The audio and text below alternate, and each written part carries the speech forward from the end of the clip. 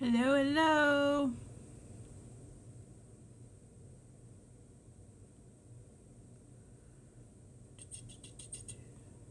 Let's see. Let's do it this way.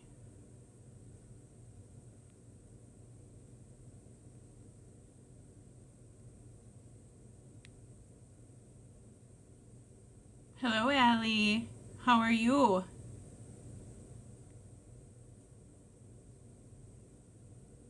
Let's see. We are just trying to invite our people in. How is it going tonight, you guys? Hello, hello. Let me see if I can How get are my camera you? actually on. There we go.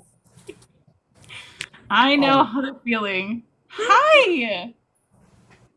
How are you tonight? I'm doing so well. excited. Yourself? I am very good. I'm very excited for this interview. Excellent, excellent. I think it's going to be so much fun. There he is!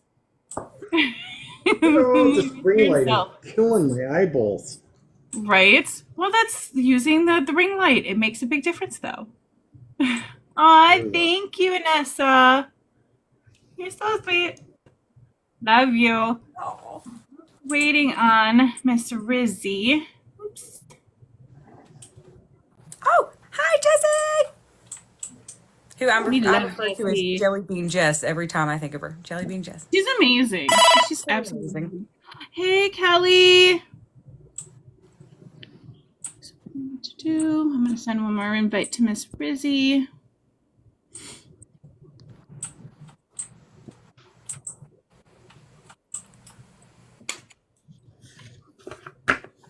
How is everybody doing tonight? Drinking my fruit punch. I thought it was cute. Loved it. There she is. Yes. We love Miss Rizzy.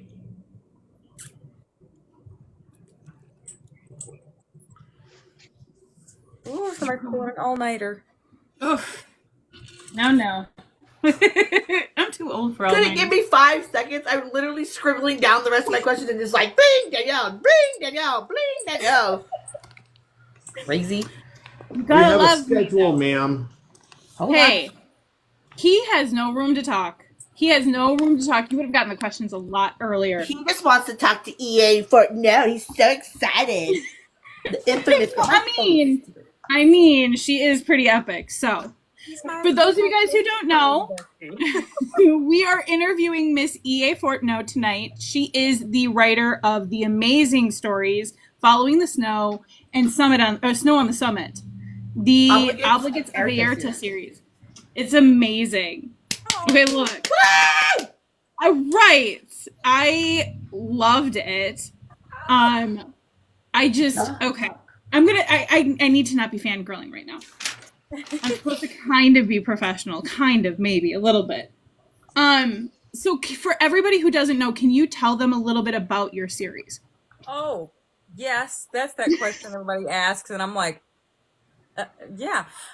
So it is about a woman. Her name is AErta, and she is what is called an obligate in the on the continent of AErta. And obligates are people who are born under a certain sign in the sky, and you have both scion and you have troth. And as a scion or troth, your job, you're kind of destined, you are fated to become a peacekeeper, if you will, in the world and help out in the different kingdoms, right? So anyways, that's where her life starts off. And then she travels to a temple. What do I always say? She travels to a temple to do good for her world and ends up getting it good instead.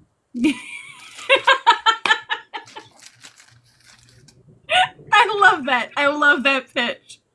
No, the detail that you had in this story, like as an author myself, like I'm reading this and like you put so much detail like into the types of clothing and the setting and and I can't help but notice like as because you do a lot of like dressing up medieval not necessarily, I don't know if you consider it cosplay, but yeah, like um how much did that play into it? Because I can't help but notice like there's a very distinct parallel. Sure. So, in my formal education is actually I'm a historian and an anthropologist, so I hold degrees in both. Smart.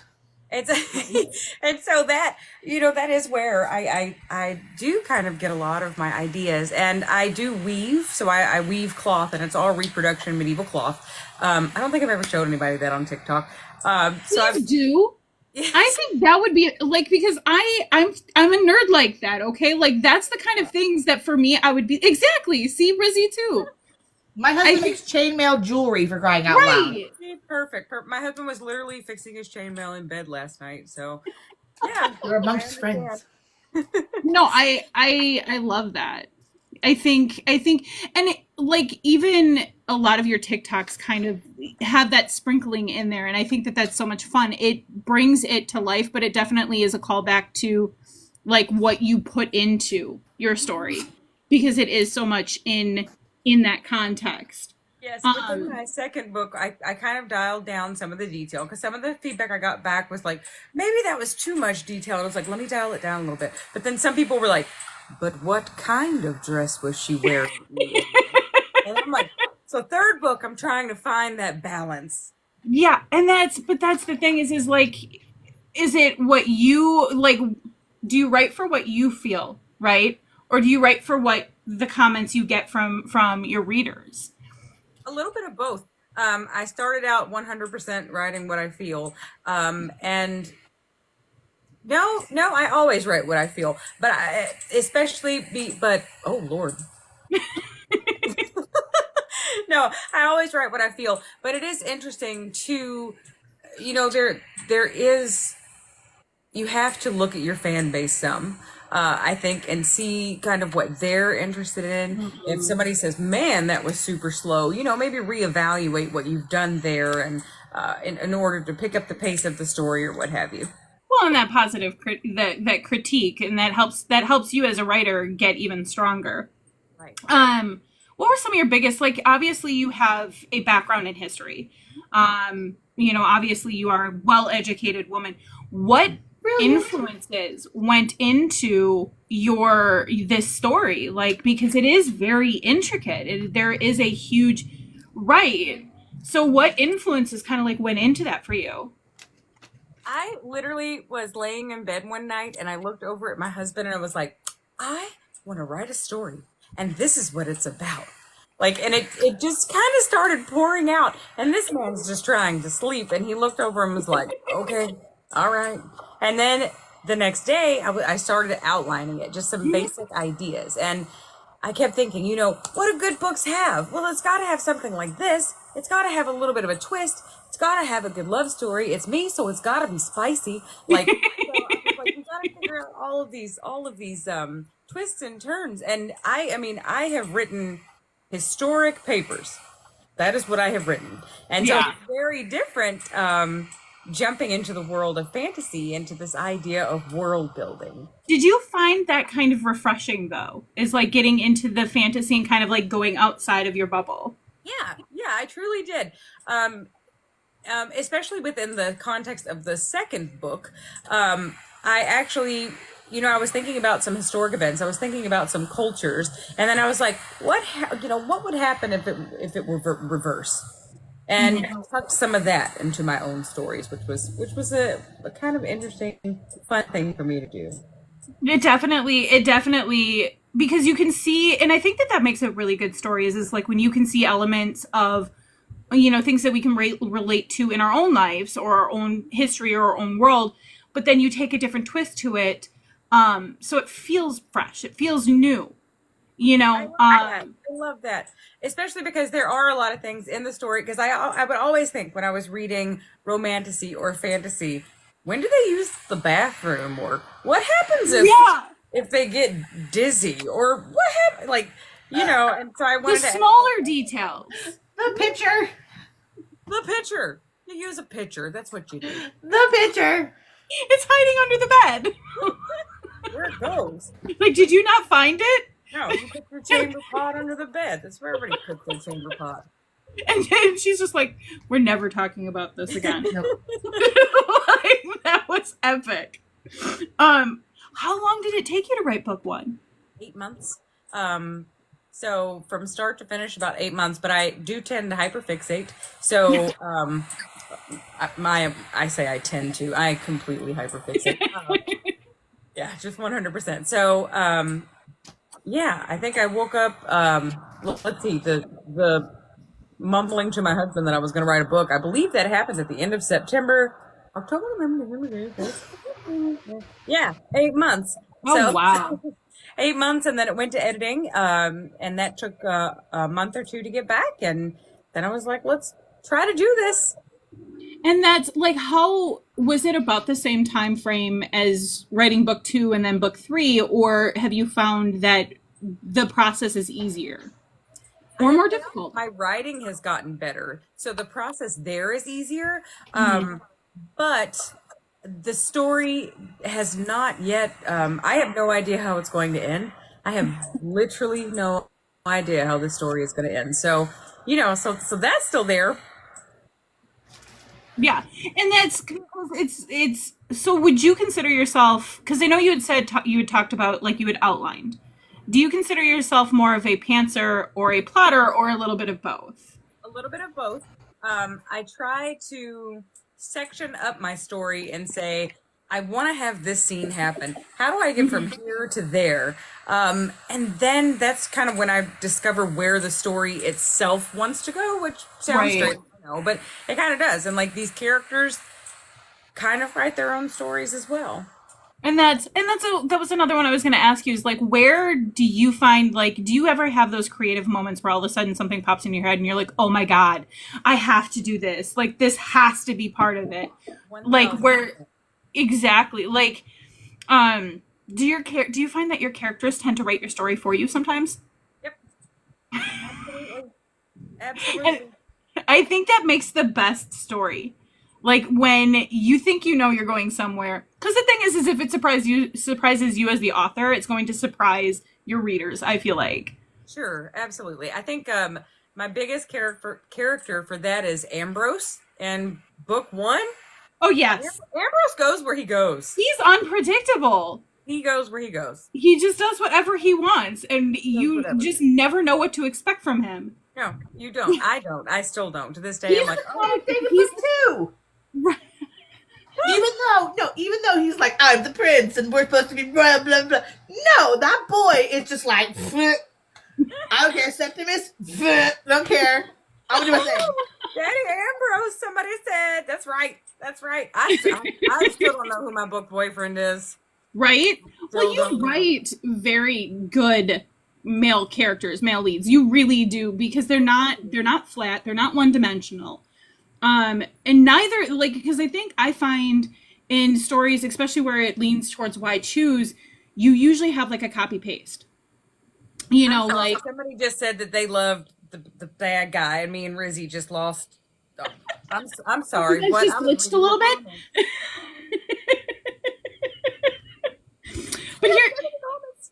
But here's the thing: is you do write good male characters. Thank you. I think for my male characters, I kind of wanted to go against the tropes for males. I thought that I wanted guys who could have emotions, for example. That was nice. I have to admit, like, Ambrose was refreshing, in my opinion. The way that he's kind of a big puppy dog. He is. But he also he's very like, I'm Ambrose. Yeah, You know what I mean? But also deep down, he's like just a big baby. And you're like, oh, like, child. And then, like, sometimes he will say the most sweet and thoughtful things, and you're like, wait, what? how did that come from you? You're like, what? He has this moment where it's like, sweet, and then that goddamn mouth. Right. And And you're it's just like, face palm. why? Why did you have to You do take it? a perfectly, but it almost, like, the way you write him is almost like if a moment is too genuine or too good, right? Like too sweet, he has to be like I'm uncomfortable with this, so I have to throw something out there. Like, I just agent of chaos. It's fine. It's realistic. And that's the thing is like I find that your male characters they're very believable, right? Like Good. I'm whether so glad to hear that. and that's it it's hard to write a believable, especially a male character in a world where, like men are supposed to be very macho. I find that you kind of have this well-rounded approach to it where they don't have one-dimensional feelings.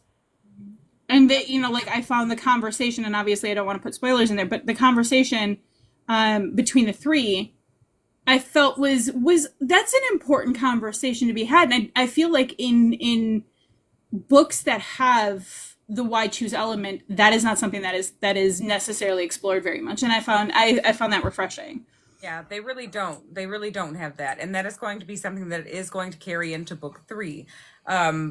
Embarking upon a relationship that is out of the traditional norm is, it's tough. We in the general have been raised to see things as very one-dimensional, very traditional, very in norm, and that's wonderful for some people.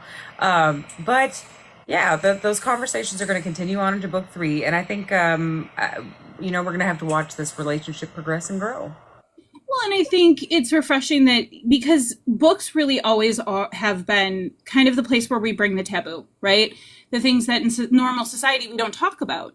So when you have a book that's really kind of approaching that taboo subject and showing a healthy way to approach that.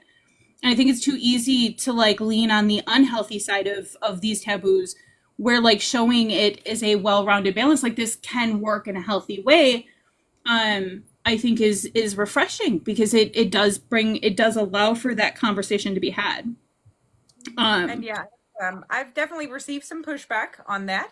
And I have been contacted by a couple people who are actually very upset about the portrayal of this triad. And I do know that it has made some people uncomfortable, but sometimes we have to sit with our discomfort in order to really gain a greater understanding. Well, and I think that's because like you push a lot of boundaries in your series. Like you when it comes to the body positivity, even, and you and I've discussed this, like you've had a lot of pushback on that. Mm-hmm. Yes. Yeah. How have you found that you stay, because like that you don't allow yourself to get discouraged? Thank you, Nicole. So much. Body positivity was extremely important to me for writing this series, and I am committed to continuing that through the series for both men and women. I think that the spotlight has been shown on women for a very, very long time, because it has been our bodies that have been the topic of conversation for so long, which is bullshit. And so I like to kind of toss that on its head. But also, when it comes to men are 100% thrown into this same realm in almost a different way, where their bodies are supposed to be one way, or they're supposed to look one way, they're supposed to be a certain height in order to be desirable, and I think that's a lot of crap as well. So you turn a lot of the tropes on their head in that regards, like, because she definitely leans towards one character over the other, and it's not the big, tall, strapping, handsome one that at first you think it's going to be. It ends up being, and I think that's, again, and it's an important element to add into your storytelling, is because without that, because it is too easy to fall in those tropes and hit all of the marks. But like you say, tropes what? And you just throw it all on its head, and you're like, let's do this. Right? Let's do this. I have to say, I am definitely not writing for readers, whether that's wrong or right, but I love my readers more than anything. Like, it's been so wonderful to find people who are like, this is cool, this is different, and I want this to continue. Like that, I've just been like, I don't care if there are only 30 of you. You're my 30. and that's the thing is like it resonates, right? Because I think in general society, women have been so overly sexualized to the point where we are conscious of our bodies all of the time. All the time. And even your main female character, she still is very conscious of herself and her body. And you have the two male leads who are like, what are you talking about? You know, like they don't have an issue. They don't see an issue with her body, and it is refreshing for it to be called out. All And that bodies are beautiful. exactly. That's right. And that's exactly it. And it really calls that to, I mean, and you don't hide behind the fact that there are people who kind of want to shame her. So like you give that space for readers to recognize that in our own lives. But then you turn around and you're like, but it doesn't have to be that this is the way you look at yourself, because you are beautiful in whatever size you come in. And I think that's, to me, I think that's beautiful. And I 100% believe it. I think I see beauty a little differently than a lot of people, though, but I'm fine with it. You always know that you were going to self-publish? Because I feel like if you had gone the traditional route, I feel like a traditional publisher would have wanted to change these elements. Yeah, they might have. I have a bit of a control issue. So, well, a bit of one. So I was like, but what do you mean they may not let me design my own covers? But what do you mean they might change the name of my characters or my dialogue? Or, I'm 41 and I'm just like, no, I'm good. I'll take care of that on my own. Now, I mean, I don't necessarily, I wouldn't shy away from it in the future necessarily if that was the way it went, but right now I'm happy with where I'm at with indie publishing, and it's given me a way to kind of put myself out there. I mean, that's been definitely daunting, definitely. Yeah. So, but well, and even like looking at your TikToks from like the start, right? Because I dove deep. Like I went to the original. The chili peppers. Exactly. From the very beginning. I love it. But like from where you started to like where you are now, like there's definitely been a journey there. Oh yeah. And like you've gone from, you were a little bit more timid, where like you are this very verbose, very like you are this huge energy. Exactly. Like I legitimately enjoy watching your TikToks because there is this energy where you're just like, I am who I am, take me or leave me, I don't care. Like, and that for those of us who have been wallflowers for a very long time, that's actually really nice to see. And you're like, yes, okay. Oh, good. I'm I know that I've always been a little bit too much, but I've embraced that. Never. No, you are not too much. And anybody who can't handle you at your much does not deserve you at your less. That's my thoughts. And it's like 2 hours past my bedtime, so I really appreciate that. You're rocking it. Rock it. And be able to handle the energy. What have you found is the hardest thing about self-publishing? The hardest thing about self-publishing, I think, is you get these fleeting moments where you feel entirely inadequate.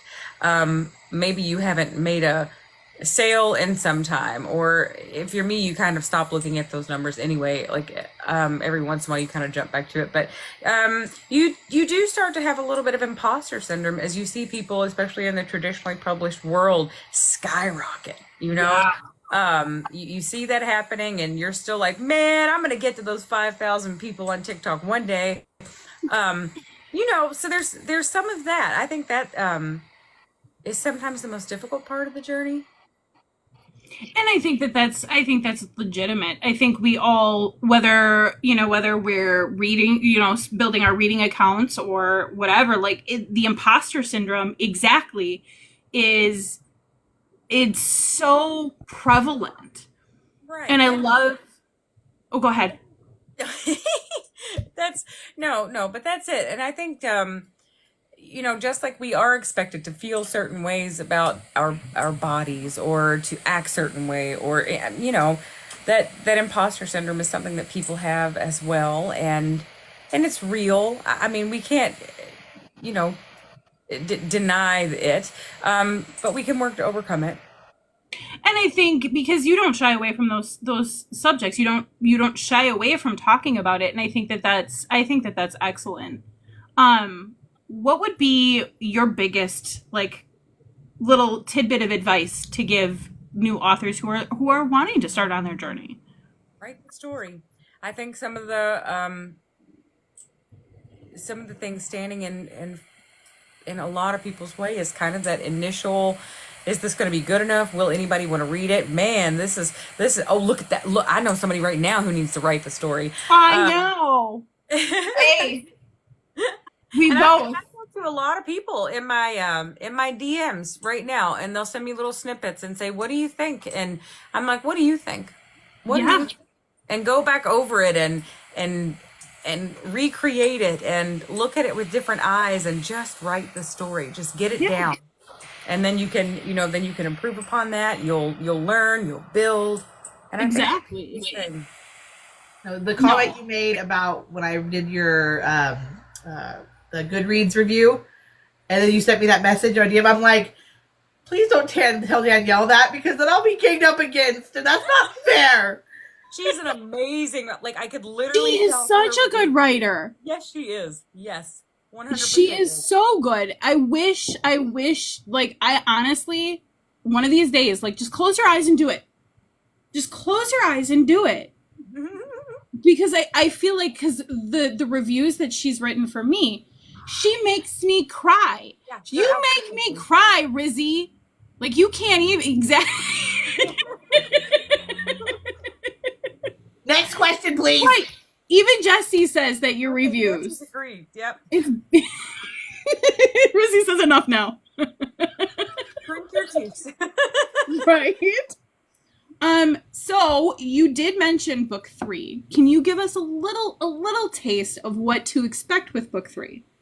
Ooh, okay, well, I am a little over halfway through book 3 right now. Yeah, I kind of can't believe it. So with book 3, let me think, a little taste from book 3.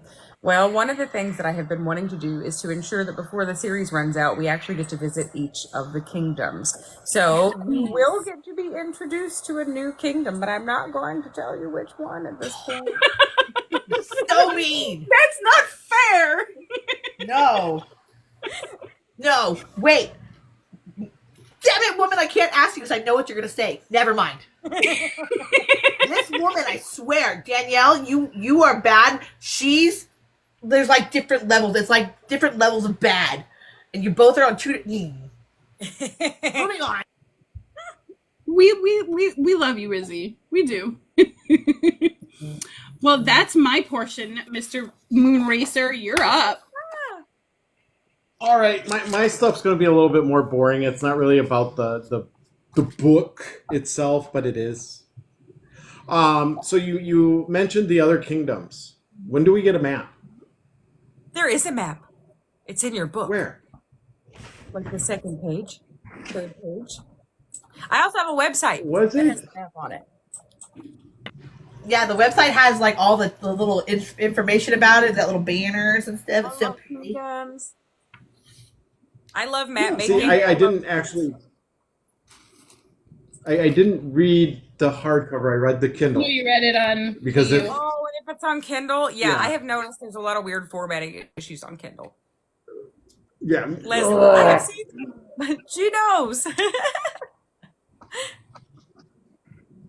I'm going to add to the map too. I'll be adding to the map for this third book as well.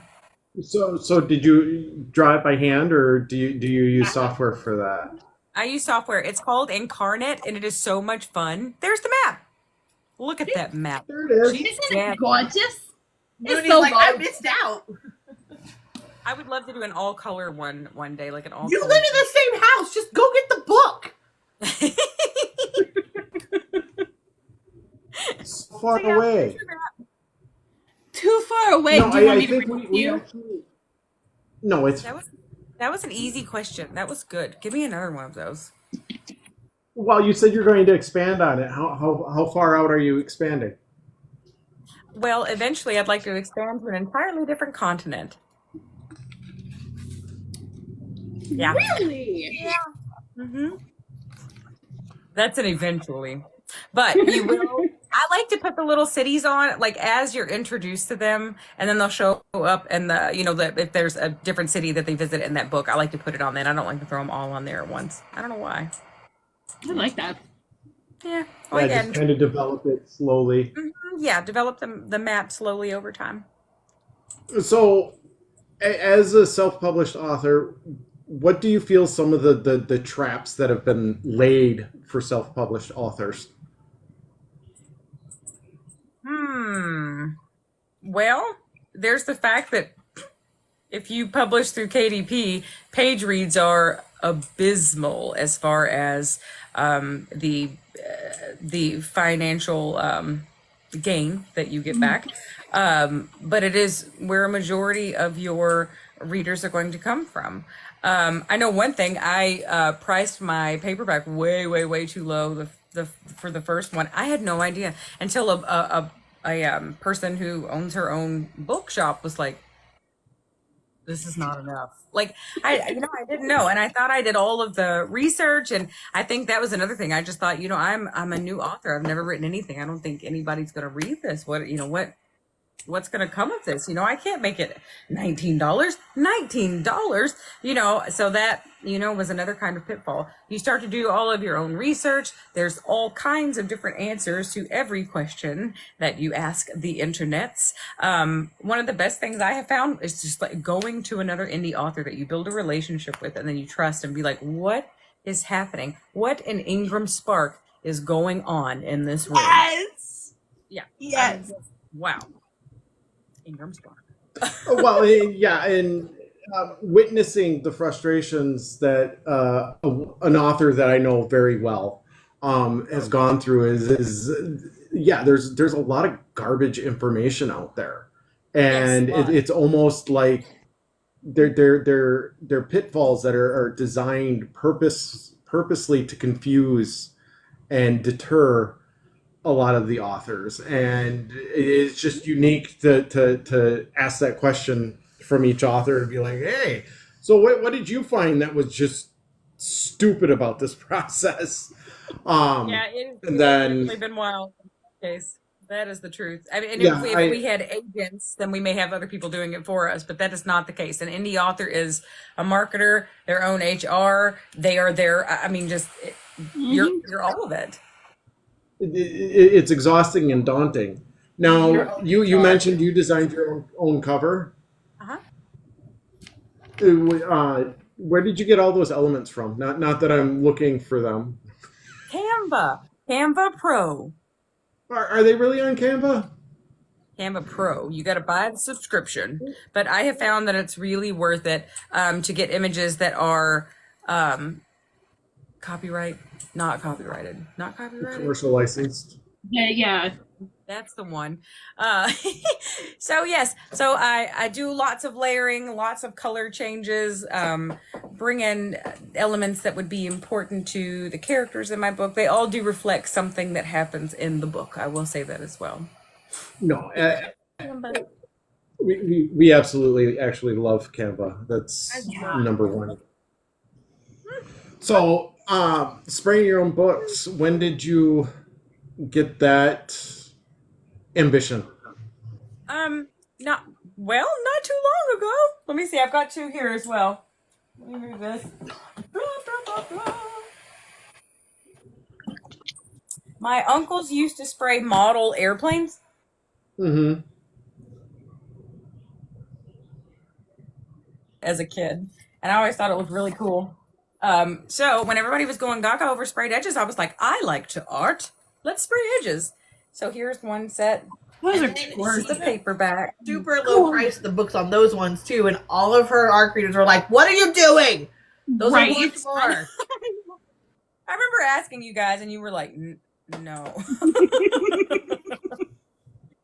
So that's one. This is for Snow on the Summit. I didn't go with this design, but this is the first one I ever did for Snow on the Summit. Beautiful.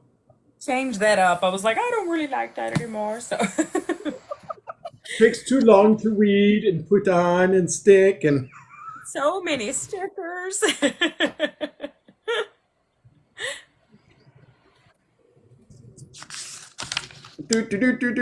So how did you come up with all the names for all the characters in the book? I'm awful with names. I can only remember Ambrose and Tom. Tommen. And Tommen. Tom and No, it's Kato. Get it right. that's a spoiler. We talked about this. That's not a spoiler. You read the first book all the way? What? Yes. No? But you're spoiling Yes, it for I the read it. people that didn't read it. Oh, so what? It's hashtag they don't know it. So what? At some point, Don't go point, toe you to toe know with it. Rizzy. She'll tell you. She'll tell you.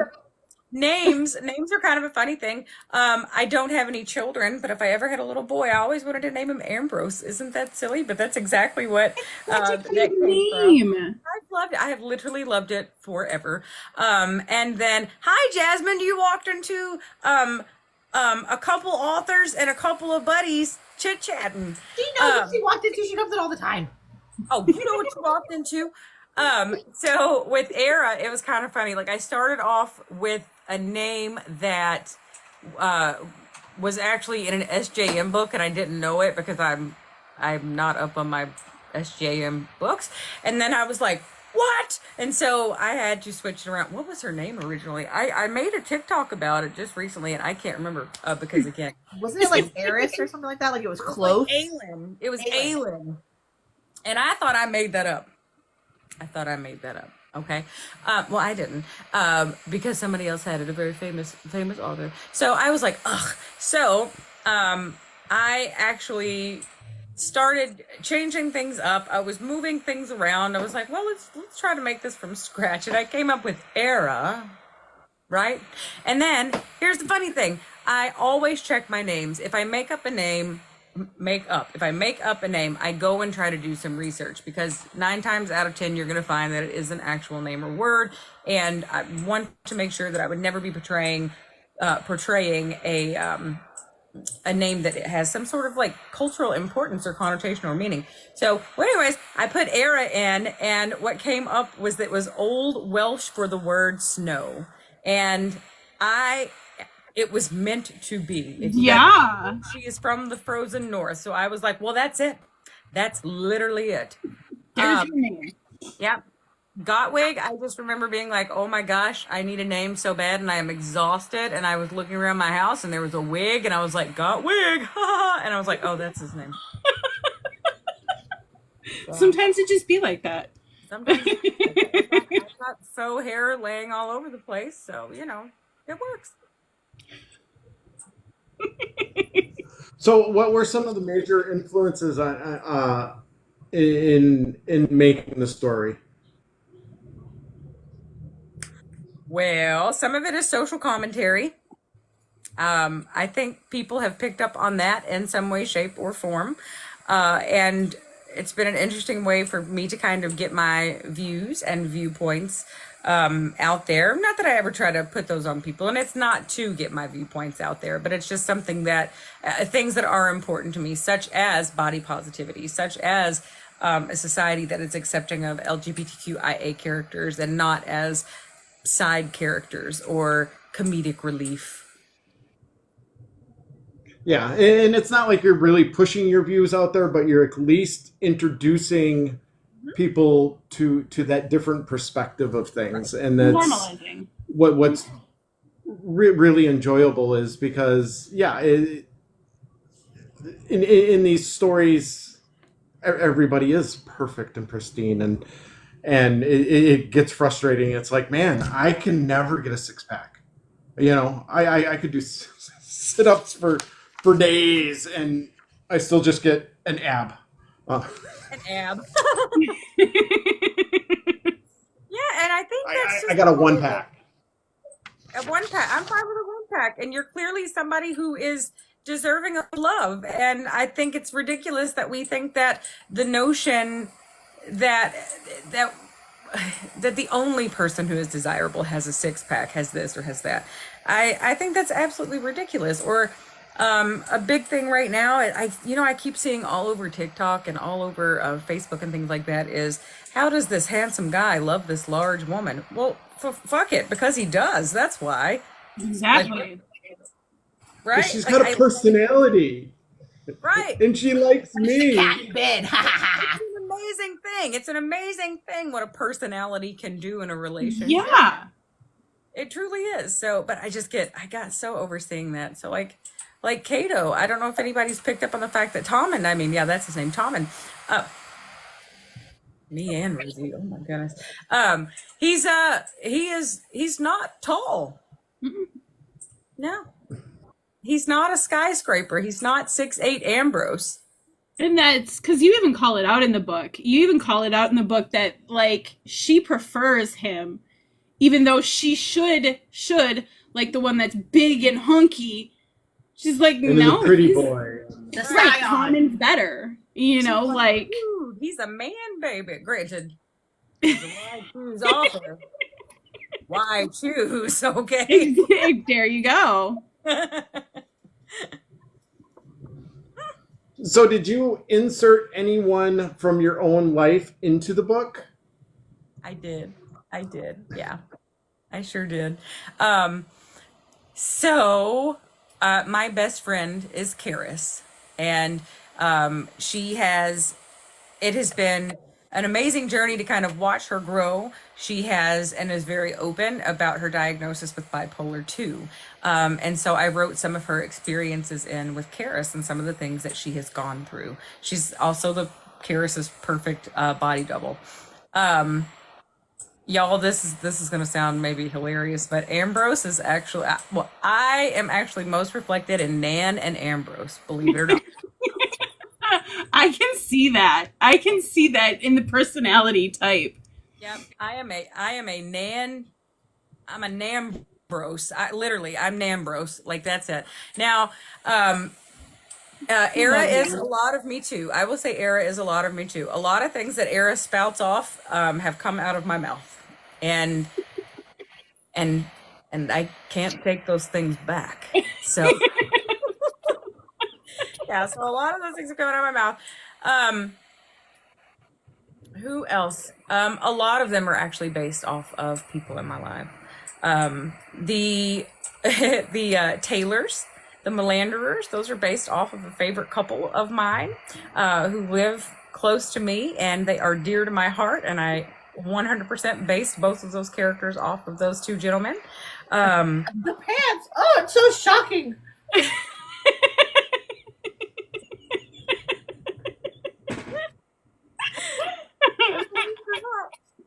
Gottwig is actually based on my father-in-law, which a lot of people are like, wait, what? Yeah, my father-in-law, who happens to be one of the most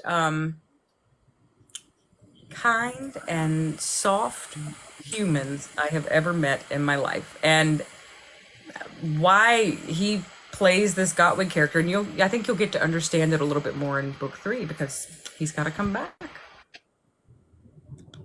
Keep teasing that book 3 for us. Girl, me. Right? Just jab. We're already going to throw our money at you, so you can quit trying to sell it. I'll make sure it's cute.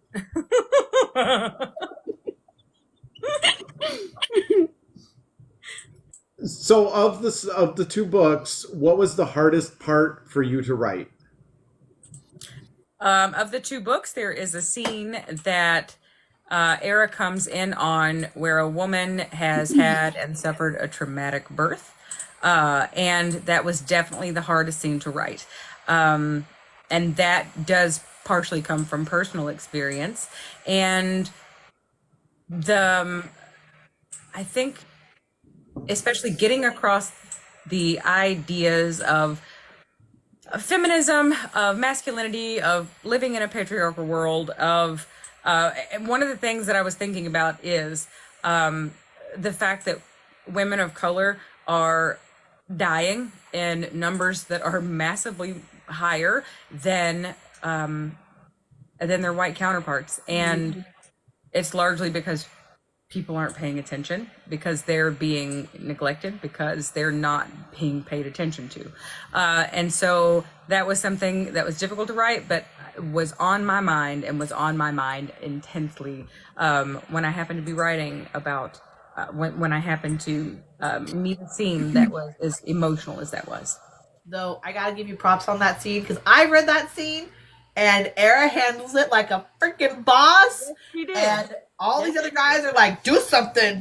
She shouldn't talk to me like that. And her boys are like, what? Shut up. Let her be her, because she's amazing. So get over yourselves.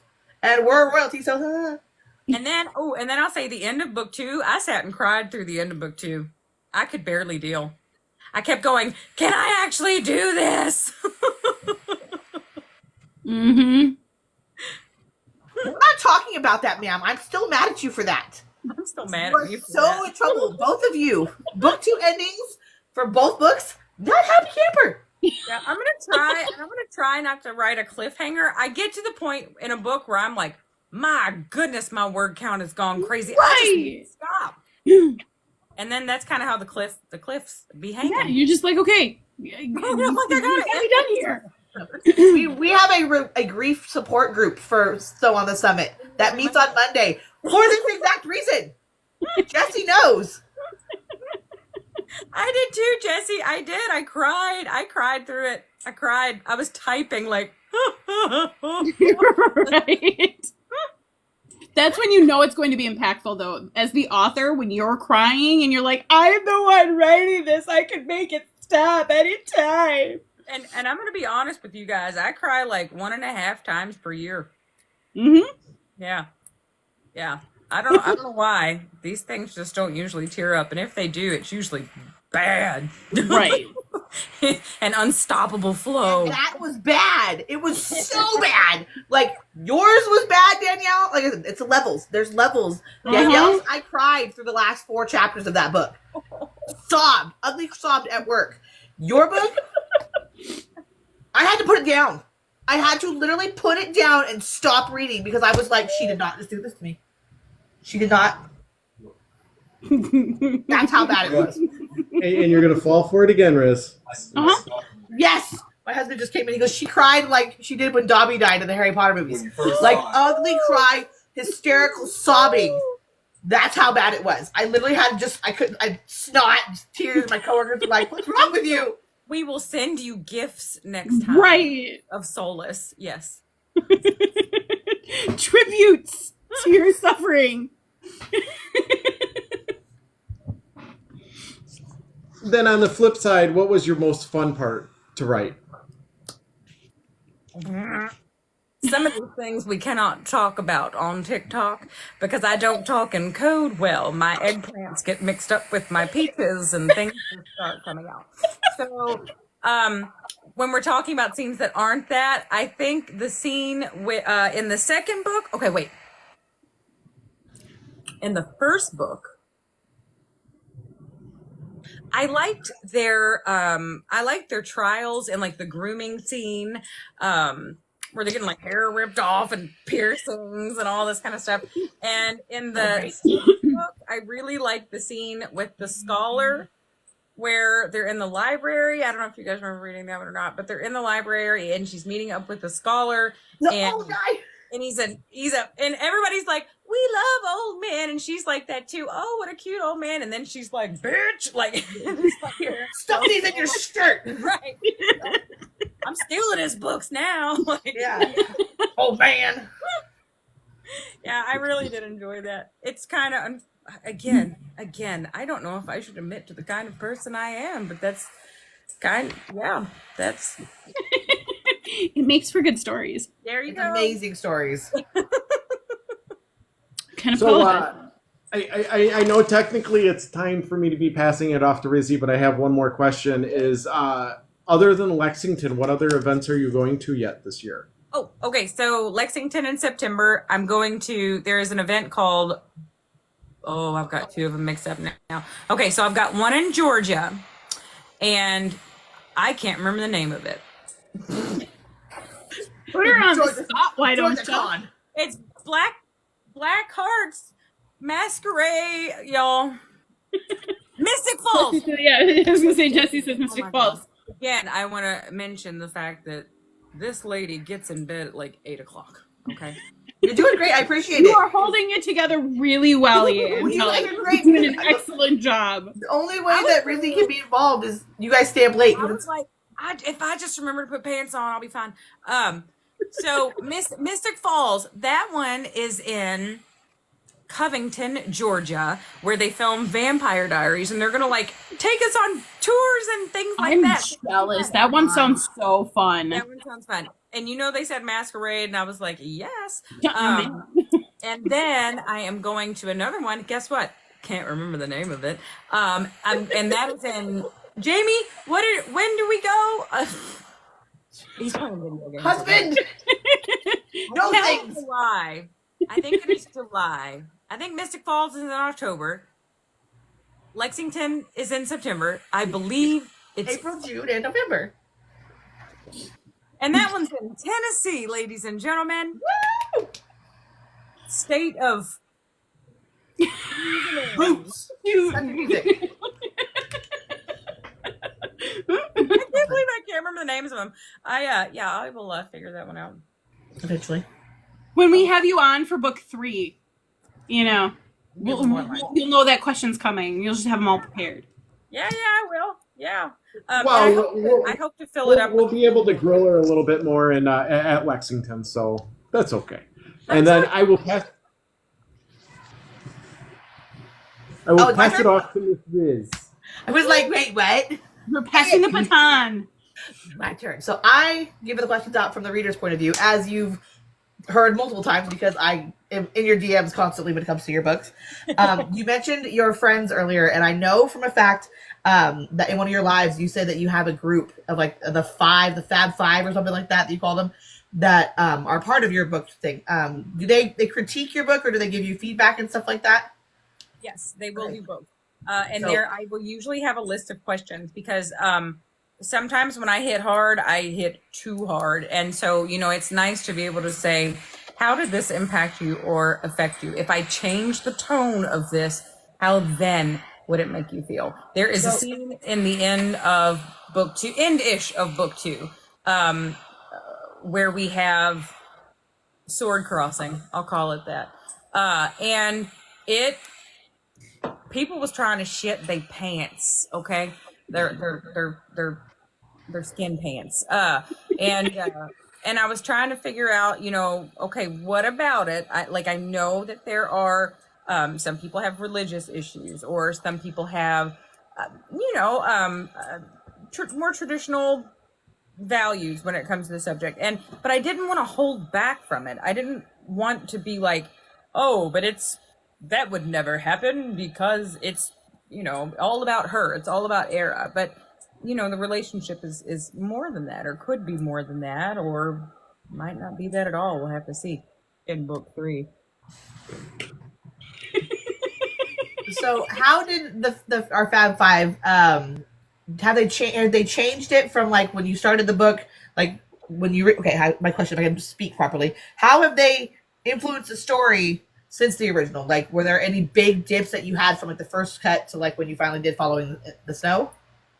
No, they really do kind of allow me to be me, and they don't ask that I change anything or in any way, shape, or form. But they do come up with things and be like, okay, so if you said this, are you implying that this is going to happen? Like one thing, somebody will say, when you say this, because this is a fantasy world, I am taking this literally. Is this a literal thing that's happening? And I'm like, ooh, good point, because no.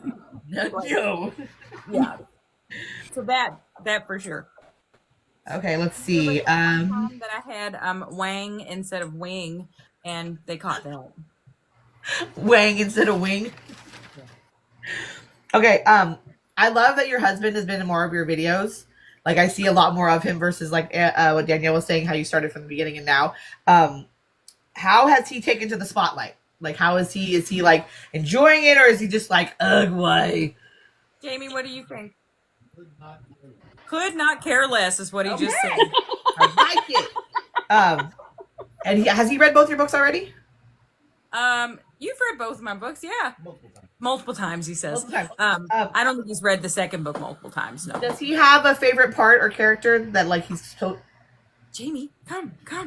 I love your husband so much because of the way you've incorporated him in your stories or in your videos, and so I like, and having a husband of my own, and we have Mooney here. I like to get the husband's perspective when it comes to authors that have their spouse reading their books. Come on, Jamie. Aliens. He's killing aliens right now, so I'll interpret. Favorite character. We're waiting on bated breath here, Jamie. I was just gonna say we're all waiting. Is he playing Helldivers too? Yeah, that's what's playing. Mariad Keegan, the Solman, The guy nephew. at Varys. Like it. Thank you, Jamie. I appreciate it. Solman guy at Varys. Yeah. He likes candy and hugs. I think that's man after my own heart. I like it. And hugs. I'm trying to think. Oh, were you nervous or worried about your family reading the spicier scenes in the books? I told my mom, and she was like, "You got to go all in. You know that, right?" And I'm like, "Yeah, I'm going all in, Hey! Mom." I'm going all in. They're going all in too. I love that. Okay. Was there a She was like, I'll particular? never read it. Go ahead. Oh yeah, no, my mom has never read it. She's like, she's got a copy. She's got a signed copy. She's like, maybe I'll read it one day. Okay, so your mom actually hasn't read the book. Oh, you know what though? My mother-in-law read the book and loved it. Okay. So, when you were writing the book, though, thinking about your family and the people that you were closest to that would read the book, was there any particular scene that you were like, oh my God, they're going to freak out and think I'm insane? No, they've known this. Okay. Yes. Yeah. I love that. She's like, I live in my truth.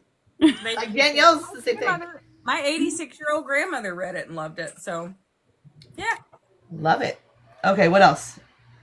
Okay, so what is the biggest revelation that's happened so far that you've gotten the most, oh my God, why over, other than your cliffhangers? Like, there's a moment where people are just like, and you got like the most DMs over. The threesome. Yes! Thank you! Yeah, 100%. People are like, did that happen? And I'm like, You really? yes. I went there. My best friend, it was so funny. She wrote, God, I may get a community guideline I get community guideline violations like I get. You breathe air. Yeah. Okay. She wrote and was like, I have to ask you, was there penetration? Yes. Yes. But yeah, she was really funny about that. But I've gotten a lot of feedback on that because they were like, they're never like that. they're never like that. We did not expect that, even though we wanted that. See that coming. Like that. Yep. No, I love that because I remember reading that scene myself, and my brain when you read books, even when I choose books, it's still two people. There's not a lot of interconnection between the other partners. So when I read that scene, I had to go. You're like, hold up. And I reread it again, and I'm like, okay, I see where she went there. I knew. And then nobody thought it would be Cato being the giver. The giver. I love it. And that's going to be interesting. Actually, in book 3, he is kind of going to be grappling with that in his mind. So, because there is an element of it to where she has blood that is of a deity, which he did consume in that moment. Would he have acted in that way had that not happened? I don't know. Ooh, Cato turmoil. I love it. Okay, since we're talking about Cato, and we've all asked this question a bajillion times in the arcs and everything. And don't tell me team why choose because I'm going to get mad. Are you team Ambrose? Or are you team Protector? You have to pick one.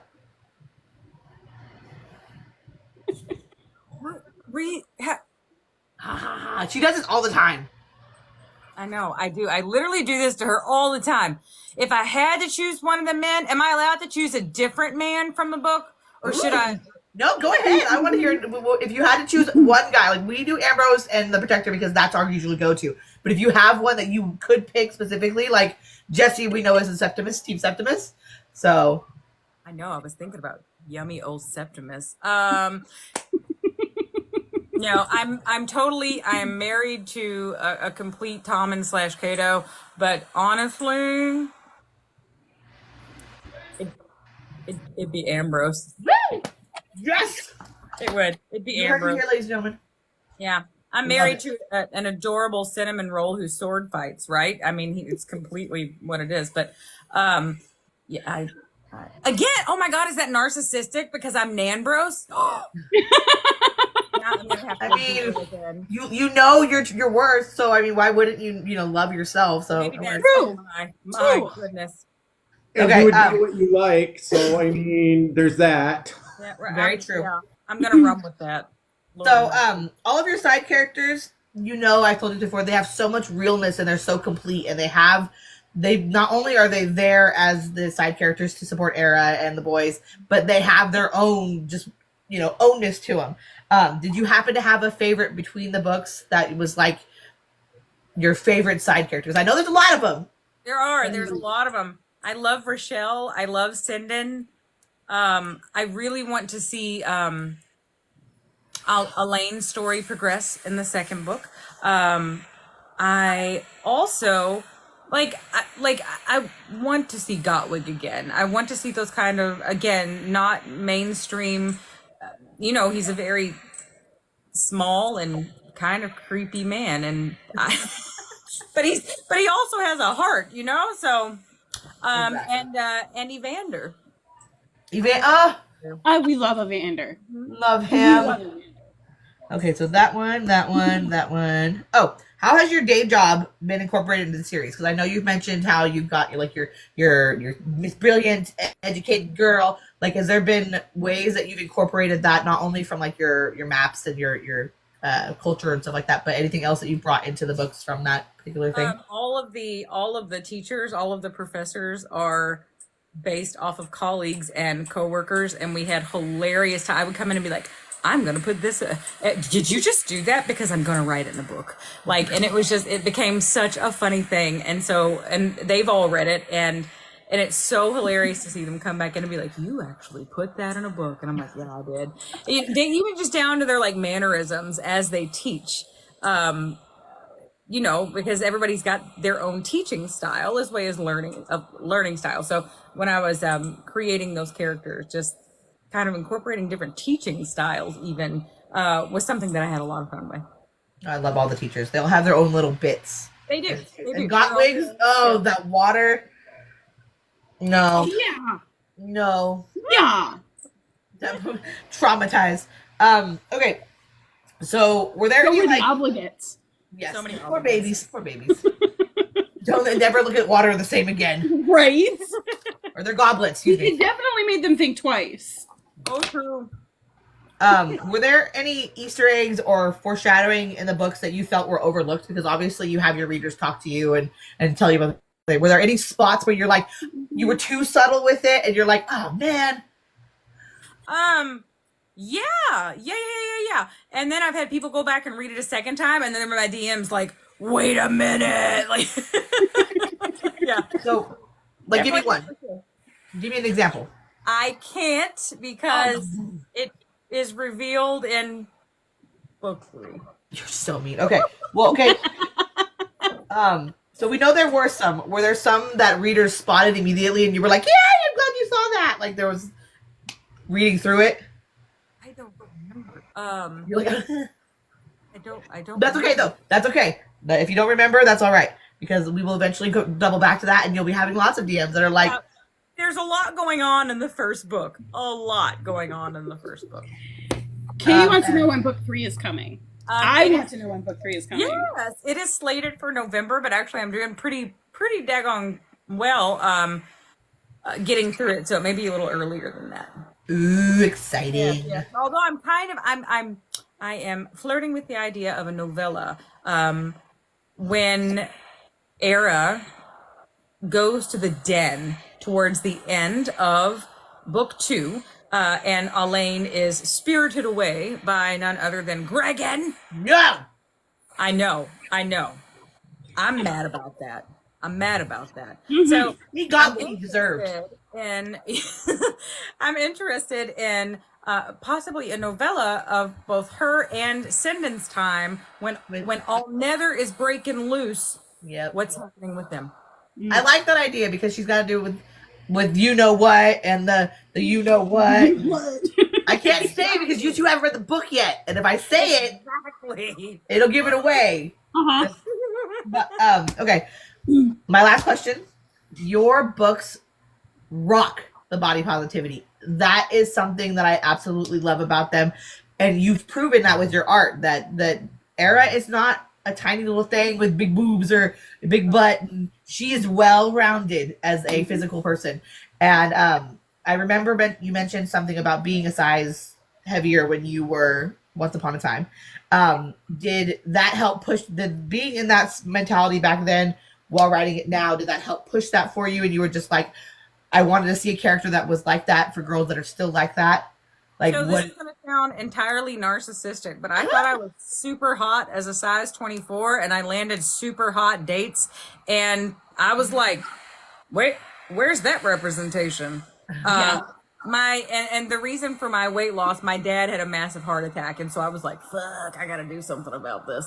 And so I've gone from a size 24 to 14, 16 is where I sit right now. And I have loved my body the entire way because it has carried me through a lot. So for every bit of sagging skin or flap, you know, whatever, I'm here for it. No, I love it. I plucked my 10 hairs on a TikTok. I mean, Right? an aging woman is still a lovely woman.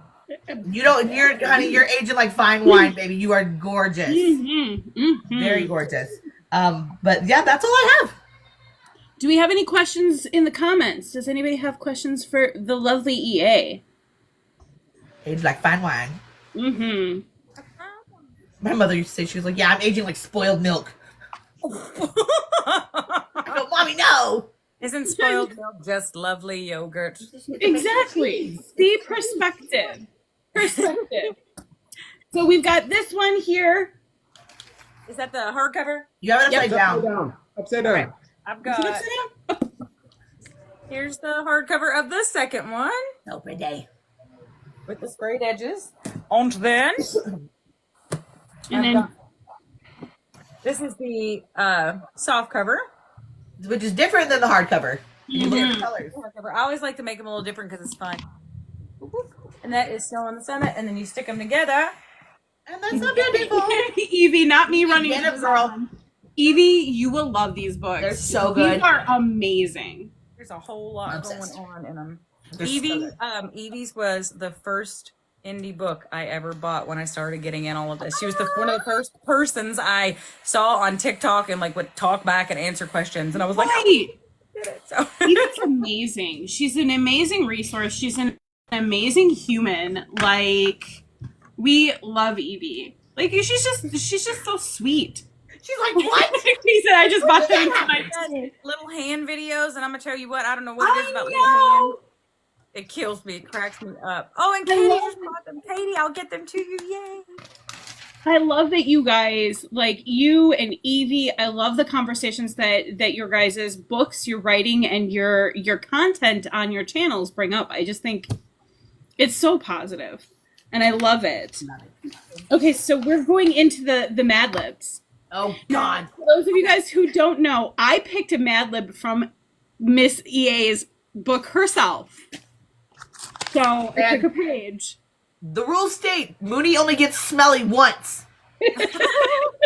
One time, sir. Hey, I'll tell you how good of an author I am. I was up here and I was like, they're going to do a Mad Lib, but I can't remember what an adverb is. You're like, I have a cheat sheet. Okay. Like, and I did. Like, I've done that where I've been on, I knew they were going to do a Mad Lib, and I'm like, I had my sheet ready to go. Because in terms of, like, the technicalities, I don't know. Okay, I don't. I know. So- I have a mean editor, so I'm learning. But Right. Yeah. Bit by bit, but you're like, be put on the spot like that? No, thank you. I loved Okay. Evie's because Evie, we were like adjective, and Evie's like, I am an author. I have books. If you couldn't think of an adjective. All right. somebody says, what are your books about? I literally am like, Yes. The pitch freeze. The pitch freeze. Have you ever got it where, like, you start pitching it and, like, you lose your, like, train of thought and, like, you desperately try chasing after it, but you only make a bigger mess about it, and you're just like, you know what? I freeze It's a so great hard. that I book don't about some even- fantasy stuff, okay? I'll be You're like, right. there's a mountain. It's snow. It's a mountain. Like that. Yeah, I get about that. Yes. Just carry the blurb in your So pocket. who are we starting with? Are we starting with Mooney and then moving? Nope. We're going to start with Miss EA and then move this way. Okay, me. All right. So the first one is going to be an adjective that ends in ness. And that's a describing word? Is that a... No, that's a... Yeah, no, that's right. It's a describing word that ends in N-E-S-S. Yep. Like sexiness or brightness or... Boldness or... We're going boldness. There you go. Yeah. Okay. Mooney, or no, it's Rizzy. Adjective. Adjective. Flirty. Okay. Mooney is a body part. How do you get a body part? Don't say like toes or liver like you did that one time. Liver? But it makes for the best. Brain. Brain. Brain. It's gonna go I hippocampus. read her book. We're gonna tear her apart when it's done. All right. Adverb. What's an adverb? That's is that the one you're doing? That's you. She doesn't do it. She writes. Damn it. What's an adverb? Is that a slowly, like that kind of thing? Yeah. Ah, excellent. Slowly. Perfect. They actually needed it to end in ly, so that worked out perfectly. Okay, Miss Rizzy, adjective. Oh God. Furry. Oh, furry. Amber. Furry. I just said the Minotaur. This is unfair. Mooney, body part. Tonsil. Lydia goes first. I'm What? Tonsil. Tonsil. The tonsil. I have a furry tonsil. That's EA verb. a verb. Could chortling be a verb? Orderly? And it's an Sure. action. The chortle. Yeah. All right. We'll accept it. There are no wrong. There's no wrong answers. Body part, Miss Rizzy. Dang it. Lips. Lips. All right. Mooney, verb ending in ed. Yeah. Well, I could do one of those. Farted. Oh, Mooney! You. All right. Miss EA, body part. A body part? I get a body part? Yes. The elbow. Elbow. So excited. Elbow. Rizzy, body part. Oh, we're gonna go knee. Knee. We're gonna stick with our bendy parts. All right. Mr. Mooney, verb ending in ing. Canoodling. Canoodling. Yes. Oh my God, Evie, I was gonna say weenus, and then I was like, will anybody know what a weenus is? Of course. Oh yeah. Okay. Noun. Ooh, a noun. That's a person, place, or a thing. We're gonna go with Gotwig. Ooh. Yeah, we'll make it a person from the book. All right. Miss Rizzy, verb ending in ed. Oh God. Sipped. Like sipping your drink. Sipped. Sipped. All right. Mooney, noun.